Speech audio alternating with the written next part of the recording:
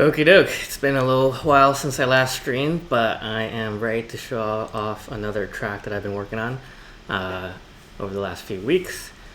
This is for a remix competition, Maor Levi, Am I Dreaming?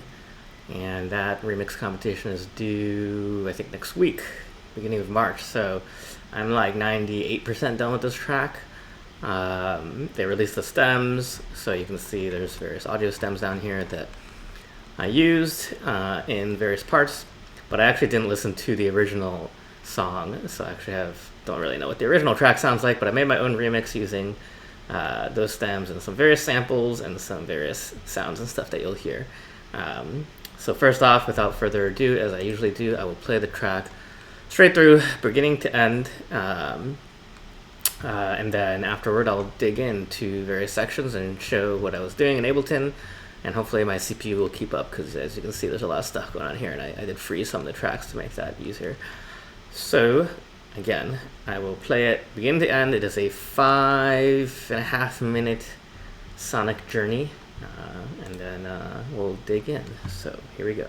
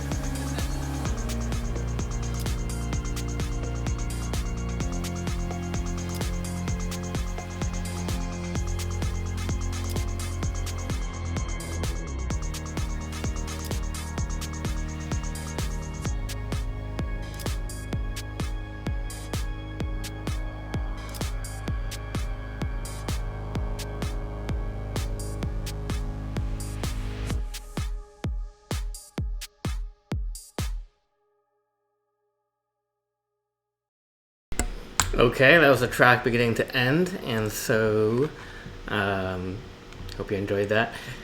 If you can guess where the Cuckoo Clock sample came from, you get some bonus points. So since there's a lot of tracks here and it's taking up a lot of my CPU, I'm just going to kind of verbally describe what's in each of these tracks. And then I'll kind of dig into more detail on specific parts that are some of my favorite parts. But we have a lot of stuff here. We'll start with the drums. Well, just to run through all the things I actually have. So I have drums, which includes a drum rack with various, there's a kick, snare, hats, your typical things there. Tick-tock, this is the second track, not tick-tock like tick-tock, but tick-tock like a clock. I have that in here in the middle, just that one section during the breakdown. I have a sub-layer, pretty straightforward. A 303 kind of analog, that's the wah wah wah wah wah sound, which you hear kind of throughout. Bass group, which has two different layers. I'm pretty sure those might just be like octaves, so one's like a slightly higher octave, but they're two bass layers on top of each other. The plucks, which was those kind of melodic notes that were going boom boom boom throughout the track. And then this synth group, which has a few different layers. Oh no, just two different layers, synth and synth high. Pretty sure those are probably just an octave apart or something like that as well. And that audio came from the stems, you can see right here, the purple pads. That's also came from the stems that they provided for the remix competition, but as you can see, I chopped them up into various little sections, and I'm pretty sure I reversed some of those samples too. Risers is pretty straightforward. Impact is pretty straightforward, a bunch of like bassy hits. Whoosh was like higher kind of white noise, whooshing in to transition between different sections. Vox, that's the Cuckoo Clock layer. That's this part right here, which I'll play again. Kind of the focal point of the track there. One of my favorite parts. Vox 2 is other voices that I probably, let me see. Oh yeah, I made that using like a wavetable synth and just kind of reused it here. I really like how it sounds, and I panned it from the left to the right. You can hear it. I'm using Ableton Live. Ableton Live is the software I'm using. I'm trying to pull up the about window so you can see the version. Yeah, Ableton Live 10. Pretty sure 11 is out, but I'm stuck with 10 for now. But on each of the individual synthesizers, I'm also using a ton of different third-party plugins, as you can see as I go through it. But also, here's my synth rack synthesizers. There's all the built-in Ableton ones, and then you can see all of these that I tend to use. I tend to use Absynth a lot, FM8, Massive and Massive X, and Serum. I use Serum a lot. So yeah, you can see the list there. But where was I? Vox 2 was that cool, like robotic kind of mechanical sound. More white noise. I love my white noise. Yeah, that's for transitions. Extra noise. Extra noise is even more noise. Synth pads. That was one of the stems. You can see from the titles here. But I usually like chop these up in some cases. I don't think I probably changed the tuning on it, but I'm pretty sure I chopped it up and did some effects on it.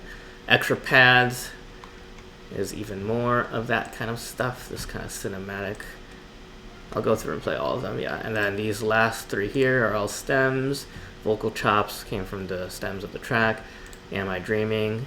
Again, kind of chopped up and repeated in certain parts. And then the very last layer here is laughs, which is some cool effects. A little creepy, but yeah. And then this last one is just a rendered wave file. Okay, so let's start with the drums, the most exciting part. Well, the most important part. One of the most important parts. So I've got a drum rack. There's a lot of stuff going on here. So the different elements: kick, hi-hat, this noise, clap, a snare, another hi-hat. Oh, this hi-hat's cool. It kind of sounds like a gun loading or something. Another hi-hat. A little tick. I made sure to tune that to the key of the track, so it's a very specific pitch. Hi-hat. Another kick that I layered on top later in the track. Cowbell. Needs more cowbell. And even more cowbell. play through the laugh section. Let's see, just the laughs. You want to hear just the laughs, or the whole part of that section? Just the laughs by itself is just. I'll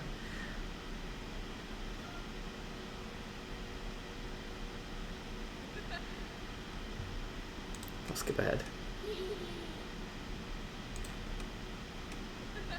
Yeah, it's those two samples, and then. Yep. Oh, pitched. Oh. See, this kind of sounds female. This kind of sounds like male, maybe. Kids. Oh, shit. Oops, I hit a button by accident. Okay, here we go. I mean, that's more cartoony. I think that's just a different sample. Yeah. No, I did not record these myself. I do not have access to those voices. I don't know. I downloaded it from some royalty-free sample pack somewhere online. Actually, I guess I could see based on my file location. Let's see. Where does it say? Let me look at my cursor. It says no, actually I can't. I don't remember where I found this Mallory-laughing.aif sample. Anyways, it definitely adds some texture to that section of the song. Righto, so drums. Oh yeah, cowbell. Lots of cowbell. Again, everything's tuned. It is worth looking at what kind of effects I put on here. So, kick is pretty dry. Yeah, I tend to put a little bit of reverb on some of these hi-hats so they don't sound super dry. Looks like there's a little reverb on all of these. And nothing too crazy. Things are tuned. Things are faded out where appropriate. Some things are EQ'd. And then on the whole drum rack, so I collapsed the drum rack, I did a little bit of compression. That was just to check the tuning. I did a little bit of stereo with manipulation. And then for EQ, you can see I'm cutting off the highs and the very lows below 30. But I do have an auto filter or automated. Yeah, so approaching this breakdown section, the filter goes up and takes out the lows, just for a little dramatic suspense. And oh, there we go. Yep. Kind of typical double kick timing thing right there.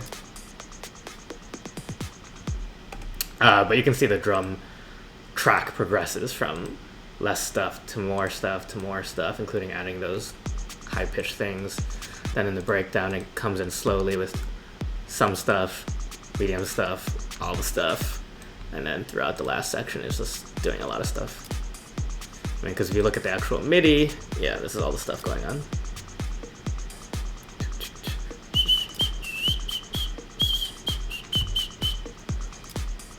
I mean, it's good enough to kind of listen to by itself, really, for the groove. But obviously, the vocals and everything else really adds more texture and melody and harmony. So, oh, this TikTok section is this. I used one sample called Creepy TikTok .wave, and I kind of slowly panned it. It's panning left or right. I think the sample might be like that. No. I did that manually. Hold on, unfreeze this track. I don't need to unfreeze it. You can see right here. I panned it. So it's getting louder gradually. That's why the gain's being automated, and the balance is going left and right. So it's kind of like this creepy grandfather clock thing going left and right, which goes with the theme of the track. So I'll just play that one section in the middle so you can remember what it sounds like. Here.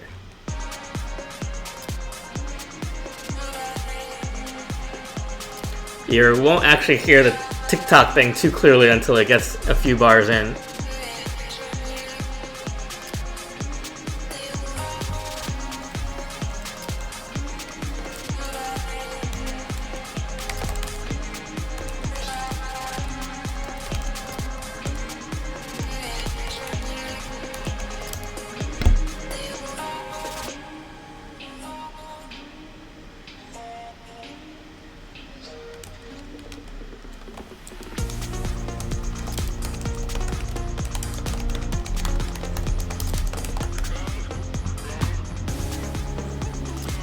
Righto, so that just adds a little bit of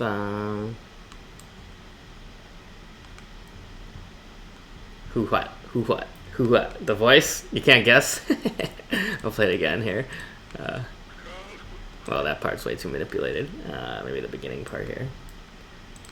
I'm living in a cuckoo clock. You can't tell who that is? I'm living in a cuckoo clock.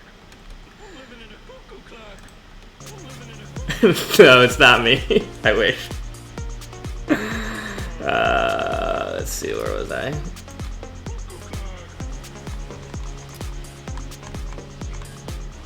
Right. Okay, so after that TikTok layer is a sub layer. The sub layer is doing some pretty basic stuff, just hitting at the same time as the kick. Oh, the woman? Where's the woman? What woman voice? I don't know what woman voice. What are you talking about? So the sub is going along with the kick to add a little extra oomph to it. The 303. Okay, now we can get to the 303 thing. Let me unfreeze the track so we can see what's actually in this synth. Okay. So I think I made this a long time ago, but I used the built-in Ableton wavetable synth, and there's a little bit of LFO stuff going on there, opening up a filter. Yellow part, she adds the vocals in the background. Yellow part, yellow part, yellow part, yellow part. Oh, this stuff here. This? No, that's not a vocal. There's only so many yellow parts. What are you talking about? What yellow part? I mean, it can't be this yellow part. That ain't a woman. Laughs. Yeah, I'll play through again now. I'll play through again later. Okay. 303 analog. What's going on here? Oh, nope. That's the wrong track. Here we go. This is a cool sound. I don't exactly remember what's going on in here, but I probably took one of the built-in Ableton presets for wavetable under where's their wavetable synth? Wavetable. They got so much stuff in here. A lot of good stuff in here.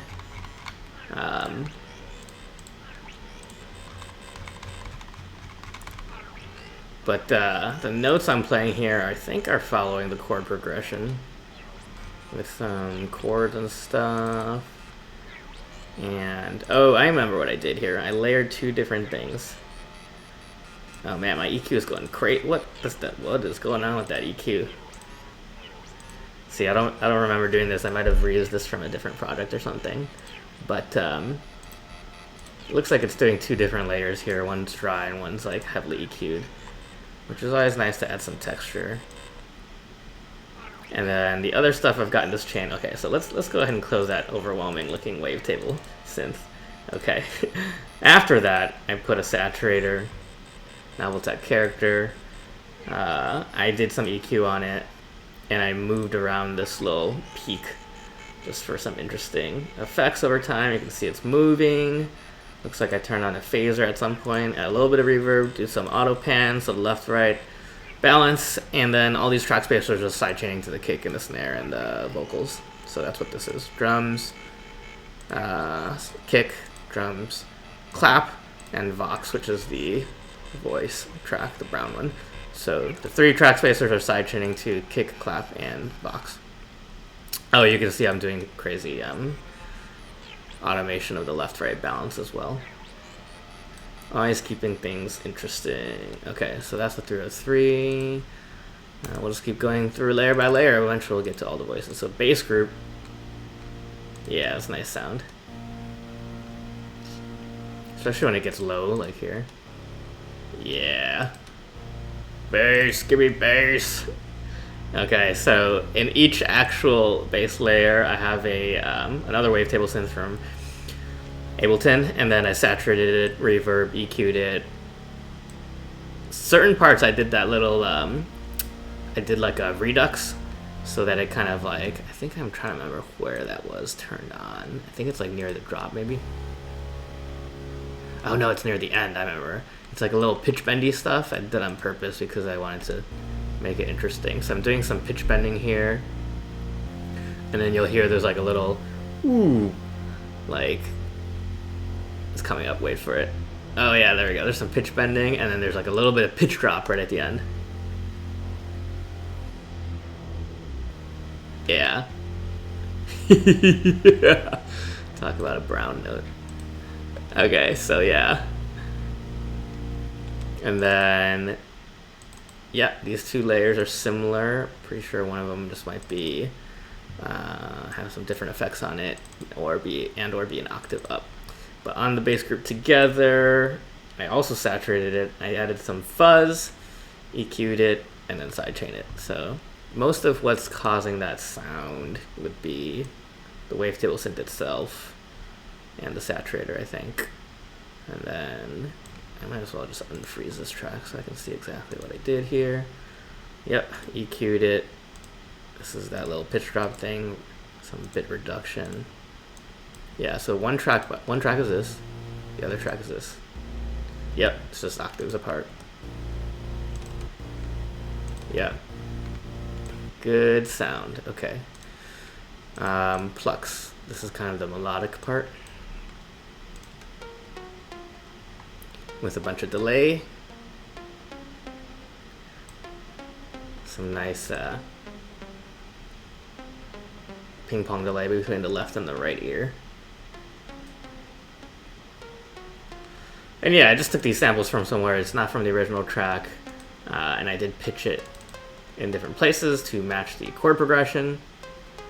You know, and I never actually figured out what key the song is in, but I just kind of did it by ear. I just took the stems and then played chords or arpeggios and notes that kind of matched the notes. So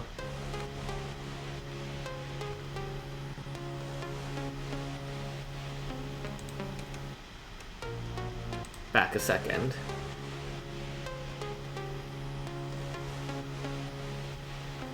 Oh yeah, so this part's pretty cool. So yeah, we can might as well move on to the next layer. I think in terms of the plucks, nothing too crazy is happening here. Just normal EQ, reverb, compression, stuff like that. So this synth group comes from the stems, and so Am I Dreaming Monarch Brass. It's a very cool sound. And I did put a lot of effects on there. So like the original sound, let's see if I can find it. Which one would be the original sound? Something brass, right? Okay, here we go. The original unmodified sound might actually be very similar. I'll just play it. Oh yeah. Okay, this is the original unmodified sound before I fucked with it. Sounds cool. It definitely sounds cool. And it's a very interesting note progression, like the basis of the chord progression. It's kind of hitting on the offbeats too, so I kind of like the rhythm. Yeah, and there's like effects on that over time, clearly, from the original track. And so what I did is I put it here, I chopped it up a bit, and we can start from this part maybe here. So yeah, I reversed some of it.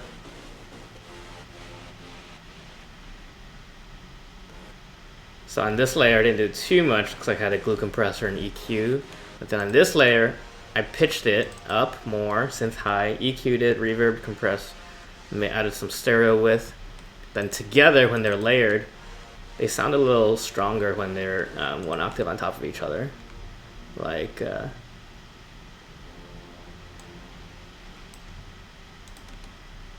see, where is it the strongest? Here we go, let's do it from here. So what I did after I layered them on top of each other is I did more shit to it. So I glue compressor, transient master, which is from Native Instruments. And it looks like I even reduced the attack because I thought it was hitting pretty loud. But this saturator is what's making it sound even more fat and fuzzy and just thick. Sidechains, EQ, so I do like the dynamics here. There's some parts where it's quiet. There's other parts where it hits louder. And then as I manipulated the samples to be a little more interesting and have some more movement in terms of the rhythm. So those like reversed parts sound a little different, right? So together.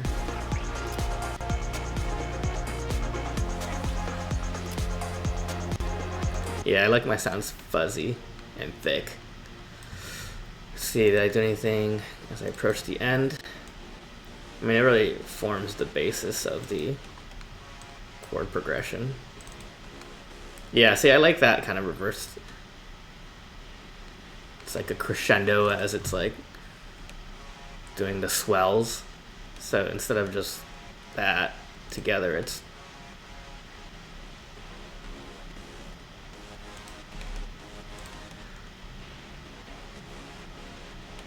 yep, so that's the synth group. Oh, and I think I automated the fuzziness too, so it's not the same amount of fuzziness the whole time, so there's some movement there.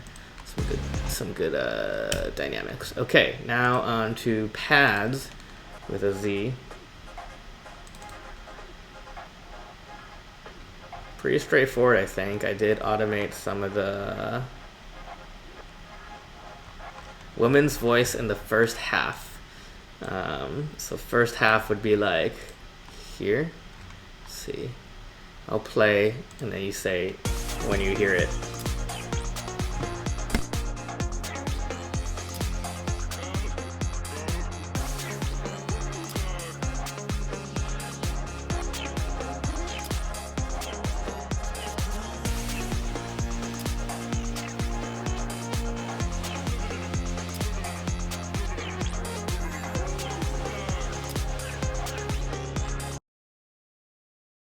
Are you talking about this? Where it goes? Because that is a vocal from one of the stems, vocal chops, yeah, and I snuck it in here before the breakdown to kind of preview it a bit. Yeah.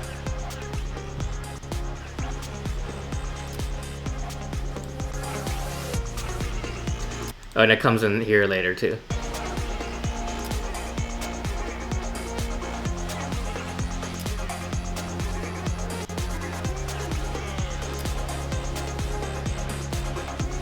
It'll come right here.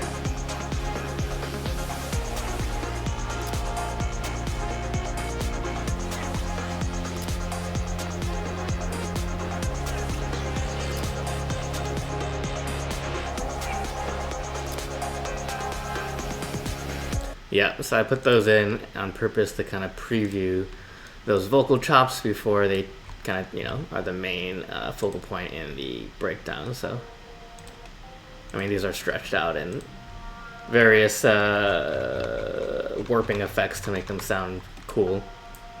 And then you hear the da,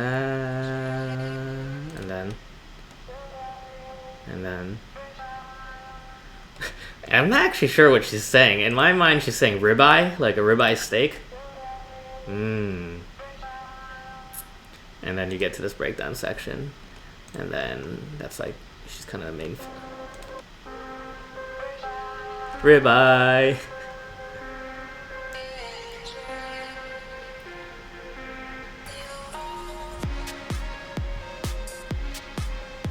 Alright, so where were we in the layers? I think we were at the pads, which, yeah, you can see chopped up and reversed. That's a theme here. Some of those may not be reversed, but in terms of effects, transient master to kind of shape the attack and sustain or release, overdrive to make it sound a little crunchier. I EQ'd it. Look, that's a nice EQ shape right there. And side chaining. And then risers. Okay, so now we're getting to stuff that's not part of the stem. So I just added all these layers myself with various samples. Yeah, it's kind of like a brassy sound right there. The and it comes right before the track hits that first groove, which I like. So it's like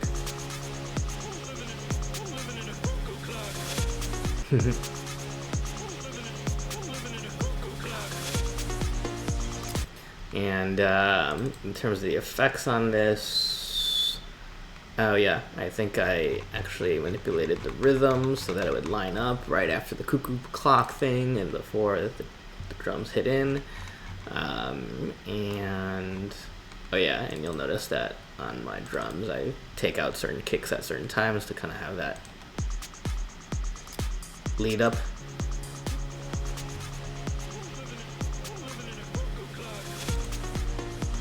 Yeah, and in terms of effects, yeah, I kind of reused that throughout the track.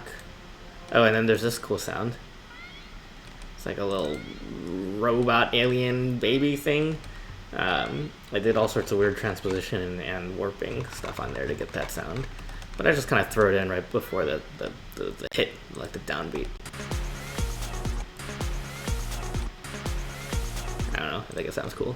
I like those little transition effects. Same thing here, same thing there. Pretty sure it's the same thing throughout the track. Yep, nothing too crazy. That sound. The bah-bah. And this. Okay, next, impact. Again, pretty self-explanatory. This is a pretty bassy impact. If you look at the... I'll have to unfreeze so you can see it. Boom!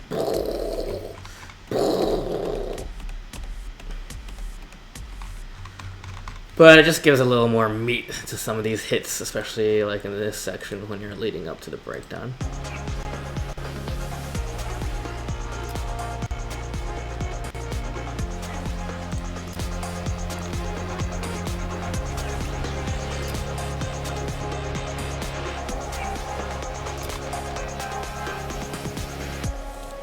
And then I reversed impacts too to get that little whooshing sound. You'll hear it. It's like high whoosh and then a low whoosh right here.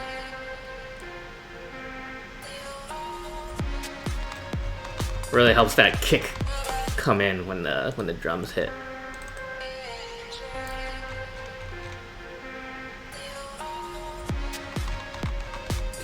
Yep, the little things. Okay, whoosh is like a high whoosh.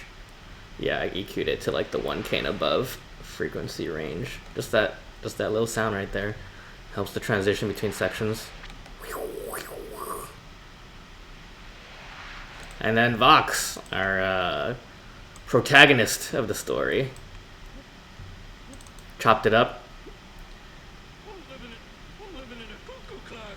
played with the rhythms, played with the tuning, Cuckoo clock. Cuckoo clock. did all sorts of warp thing to make it sound very interesting, and just kept doing that. Should have some, I wanted to make this kind of unhinged feel. Living in a.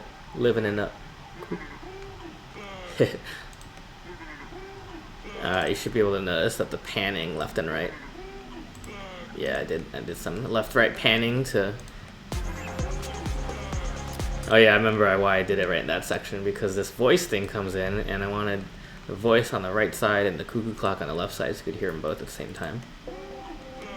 Because they kind of overlap in frequencies. But I like that.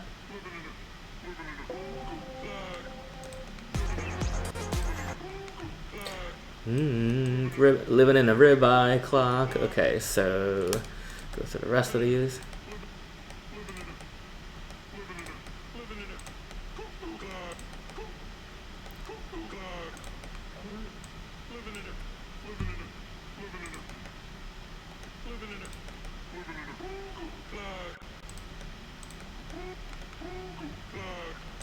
And then he kind of takes a break during the breakdown, and then in the final section,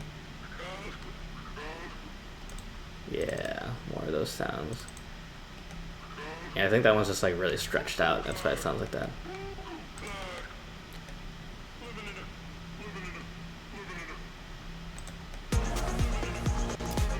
Oh yeah, and because I wanted those vocals to kind of shine through, pretty sure on most of these tracks I have sidechained to the Vox. You can see right here, so that everything else is ducking, at least in that frequency range, which is kind of in the mids.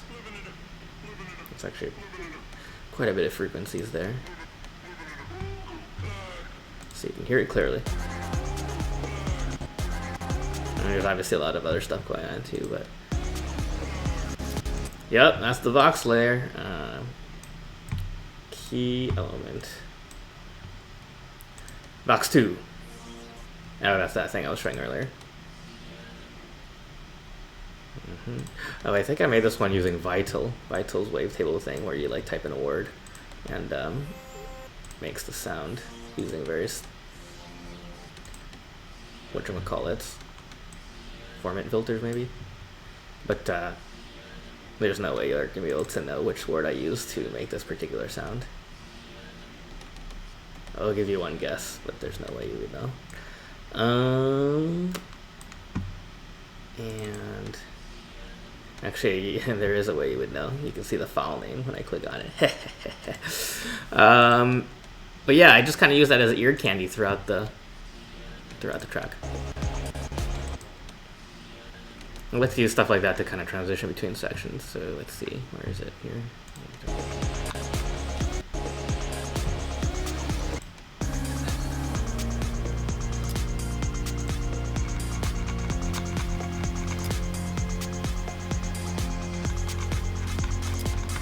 And of course I tuned it. And it looks like I have some kind of saturator on here too. Intensity.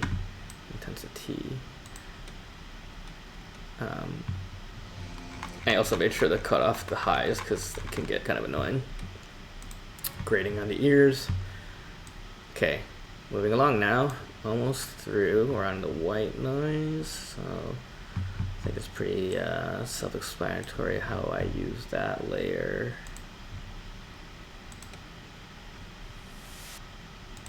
Just little spurts here and there, transitions between sections.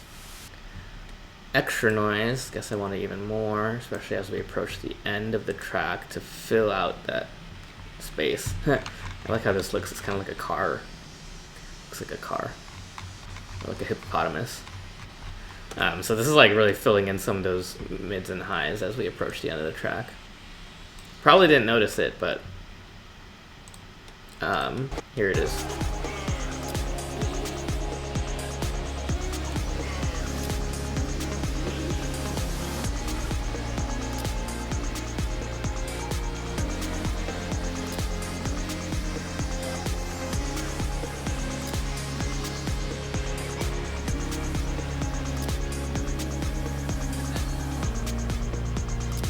That's probably my favorite part of the track, especially because I've got all these vocals kind of repeating and layering on top of each other. So let's just keep going through the layers because, yeah, after that apricot extra noise track, I've got some more stems playing a role. So this, and I kind of like move stuff in between. So clearly this came from that layer and blah blah blah. But cool stuff like that. There's the ribeye again. Reverse. Okay, dimension expanders for stereo width. JJP Vocals is a plugin for, well, I think it's basically an EQ. And then I shaped it.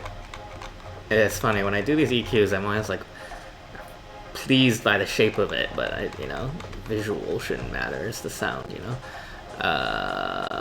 Did various automation. That's on gain and balance. So that's building up to the breakdown, and then the third section is doing that. So, okay, so this layer is pretty straightforward. It's doing that sound, but with various dynamics. This layer comes in at the breakdown, or right before the breakdown, and kind of gives it that kind of symphonic strings, like very kind of a peaceful vibe, which I like. And it's also got like some interesting harmonics or chords or something where at certain times I feel like it's almost even dissonant, but I like how it resolves. So what do I got here? Echo. So I'm doing some interesting reverb effects. Oh, okay. I remember I had fun with this one, and it was very sensitive to the frequency shifter, but I, on purpose in this part, make it kind of, you should be able to hear it kind of wiggling back and forth, or like in pitch, where it's like a little dissonant, a little wavy, but very rapidly wavy. And just because of that frequency shifter, it's doing this.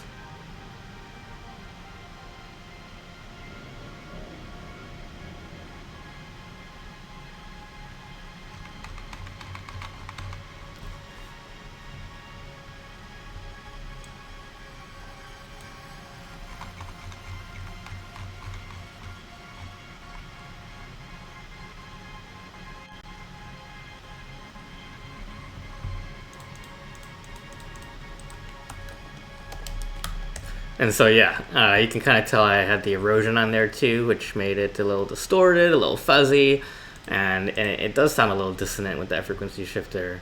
This up stereo thing was just for some stereo width, but I did that on purpose. I kind of liked how it sounded, where it's like a little more eerie, and then it ends up resolving, and so there's a little bit of like tension that releases.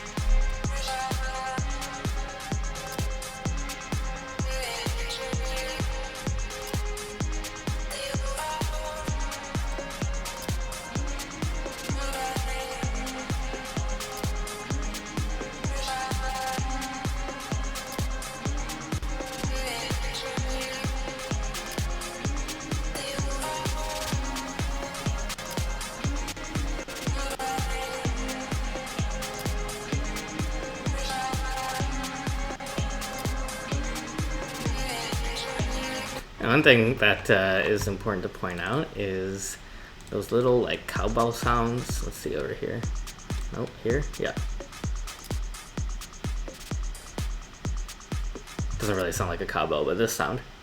Boom, boom, boom, boom. I don't even know if it was noticeable the first time I listened to it, but I very carefully tuned that to the chords that are playing. So, bum, bum, bum, bum. Like, let's see, let me pick one of the other layers here. Maybe like the ribeye vocals.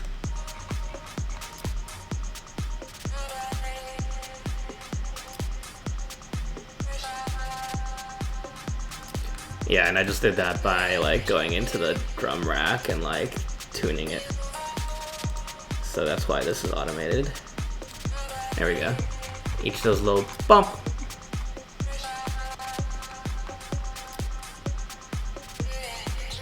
Yeah, right there.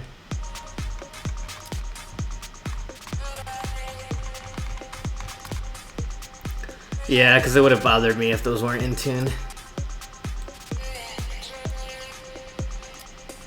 Yeah, so that's the purple extra pass thing.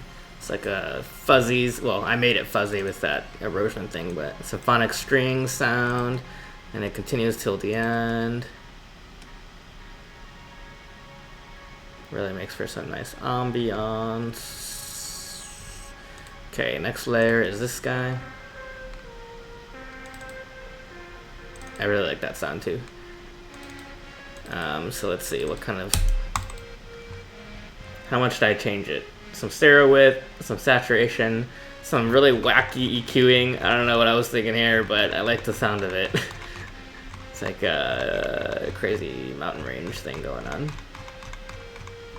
I do remember that as I approached the end of the song, all these kind of vocally ambiance layers on top of each other did start to collide on some of the frequencies, so I think that's why I was like notching out very specific things to make sure that some of them could be heard more or less. But looks like I'm automating some of it too over time, where it becomes like more full sounding, and that's why it's good. And I'm pretty sure there's a bunch of layers where I just like literally automated the gain gradually up as well. The track's like very progressive, right? Like each section is kind of slowly building energy. And then the section here, yep, nothing too crazy. All right, this part, you know, this stem I only used for like 30 seconds or less than, or I don't know, this last section here, but it really adds that gentle piano feeling. It's just that loop. I didn't change the pitch or anything. I just kind of faded it. And I put auto pan on there, so it's panning between left and right. That's really all I did to it. But then I cut it up so that it only plays at certain parts. And then, what did I do here? Yeah, it's the same thing. I think I reversed one of them. Yeah, there you go. That's reversed. So it's like, I don't know. Something about that sound really reminds me of something like the end of Inception or something. But altogether, it makes this section sound nice and peaceful, and I don't know. Oh, I intentionally made it so that it was like playing in the left ear a little more on this part. So, oh shit. Okay. Yeah, let's just listen to that.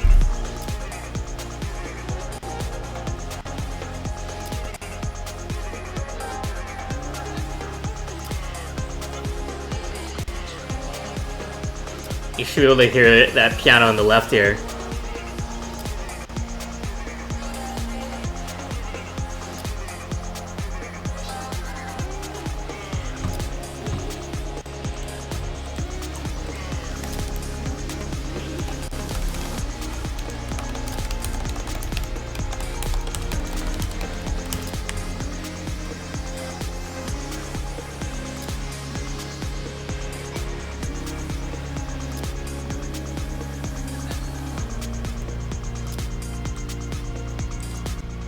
Righto. I was trying to type in the chat, but I think it didn't. Oh, you know, it worked. Yeah. One, my computer's lagging because I'm playing audio and streaming video and blah, blah, blah, blah, and I'm watching the video on my screen too. Two, my keyboard is fudged and keys keep popping out of it because this laptop's like 6 years old, 2016. Yeah, 6 years old now. But, so when I type, it takes like 10 or 15 seconds for it to like go through into the chat, but it worked. Cornfield Chase song. Okay, I'll look it up. All right, few more layers left. So yeah, the piano, the gentle thing in the left ear, that's just keeping you calm. Okay, and then the vocal chops we already talked about, but arrangement wise, I previewed it a little bit before the breakdown section. In the breakdown section is really when it shines. It's kind of the main protagonist there.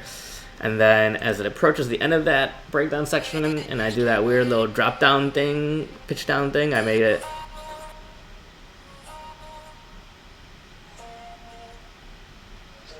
I just pitched it down. Made it sound like it was slowing down. It's not really slowing down. It's a slightly variation in the rhythm, but it's mainly just the pitch. Then I bring it back later.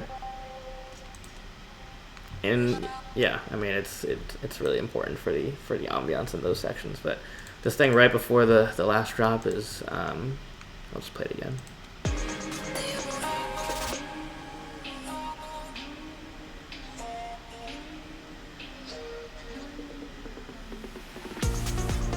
I don't know, I really like how that sounds, especially with that ticking clock thing. So yeah, repeating some of the vocals for dramatic effect. Okay, so this is a cool, I mean, it's a stem from the track, Am I Dreaming vocals. I mean, there's all sorts of cool effects on there already, but let's listen to the original. Where's the original? Okay, it's this thing. Let's see. In the original track, it sounds like this.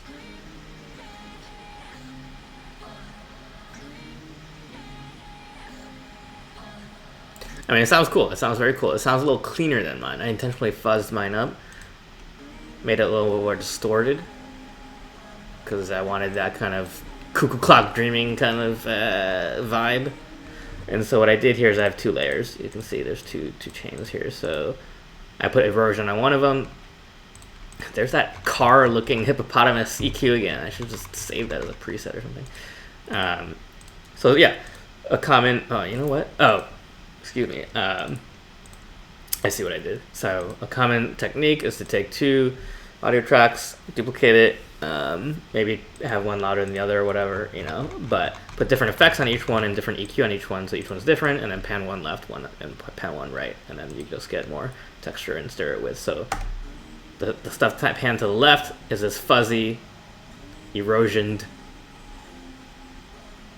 you know, it's like lo-fi. I don't know if that's the right word, but that's what it sounds like. And then the one pan to the right is like the cleaner version.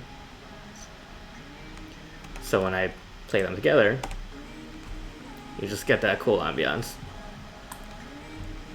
The feeling of surroundness. Glue compressor, a little pitch down. That was probably when the weird little pre-drop place, and then sidechain, another EQ. Okay, yep, normal stuff. And then this part right before that drop is the important part where it goes. It's repeating, and then pitch down. Which I think I just automated on the clip itself. Yeah, just pitching down a few semitones, just 4 semitones. So you put those together with the other vocal thing, it goes.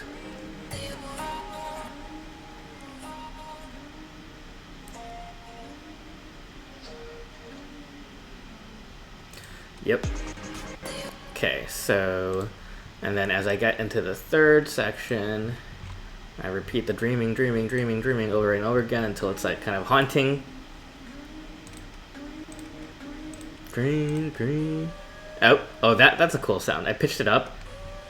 And why is it going up like that? Yeah, what did I do there?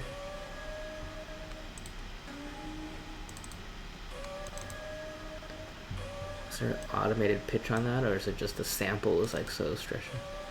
Because it's going up in pitch. I mean, you can see here it's an up an octave.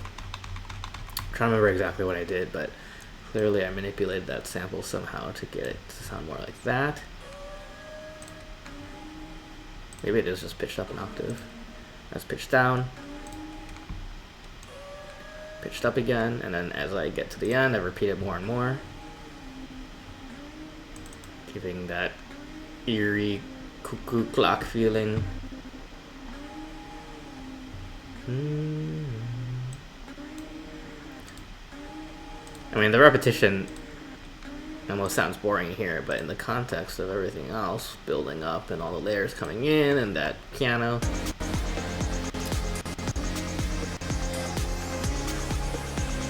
And then the reverse samples.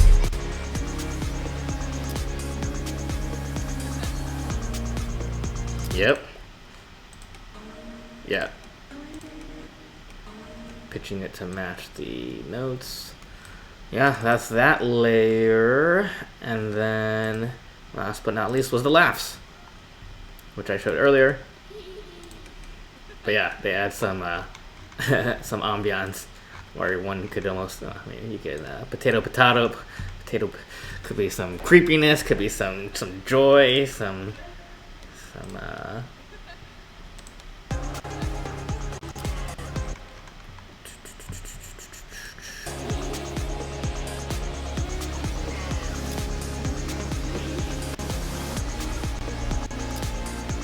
I do think the high-pitchedness of some of those laughs is a nice counteract or juxtaposition with the low bass sounds. And I do it kind of on the upbeat so you can hear it before the drop, before the kick, you know, on the upbeat. Haha, boom. Okay. Yeah, it's like it's the dreamings on one, you know, it's kind of almost like doing a call and response with the laughs.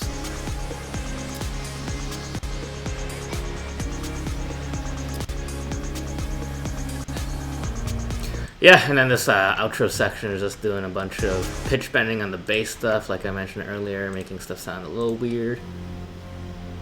Some nice brown notes for you. And then at the very end, I've got the pads and the various whooshes and risers and a little bit of probably some filtering there. Let's see. Oh yeah, some filtering and some pitch bending. This movement is always good.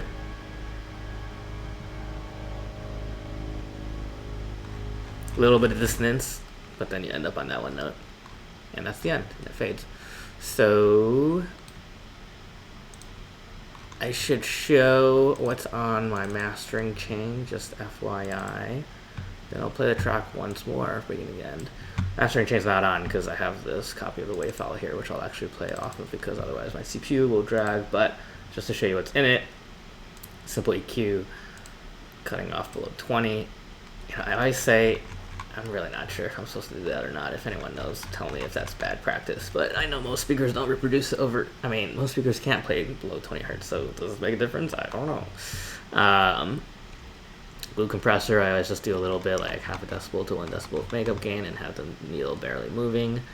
I don't know, I've been enjoying using this Puig Child mastering glue, oh shit, where was it? Vintage mastering glue preset. I usually just do a blind A/B test, but I actually like it better with this thing turned on. And then I've got all my Ozones, all my favorite Ozone plugins. So Exciter, I wanted more high end, so I did that. Oversampling to crank up the CPU, not that it can handle anymore. This one is the Imager. So for the Imager, enhanced space, by default it kind of pushes the bass up, but I always put that back down to 0. and it's nice for kind of enhancing the stereo width. I always have a bass mono in the end anyway, or in the middle here. Yeah, that was that. Okay, and then I had the, what was after that? Wait a minute, now I'm confused. Okay, got it. So first was the exciter to do the gentle high end. Then it was the imager to enhance the space. That was these two. Then I did bass mono at 120 to do the bass, to get everything below 120 to be mono. And then finally is the actual maximizer plugin set to one of the presets called increase presence, but also I tweaked the various settings here. I always aim for negative 0.3, but modern.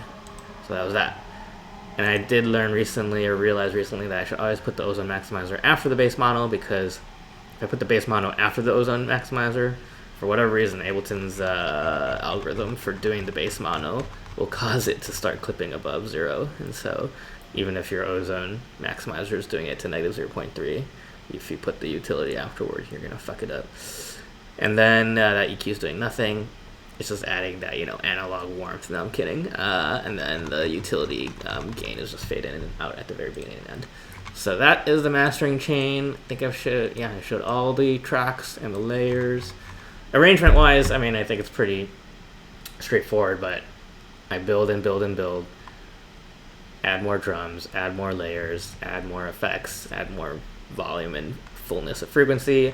Until I hit this breakdown section. The breakdown section, there's no drums for a while and lets the vocals really breathe and do their thing. Then I slowly add in more and more drums. Then I add in that ticking clock thing, and I just did some effects and various, pitch bending and, fuzzy sounds until you reach that little tick-tock, interesting, 4-bar, like, kind of empty space loop when it's going dreaming, and then it does that weird pitch down thing, and then boom, it hits for this final drop, and it kind of gets back into the groove right away, and then it kind of, repeats itself while adding in various of these vocal layers and synthesizer sounds and stuff, and then that piano thing comes in, and then the dreaming keeps repeating, the laughs, add more texture and ambiance, and then keeps doing that and kind of crescendos, especially with this added white noise thing.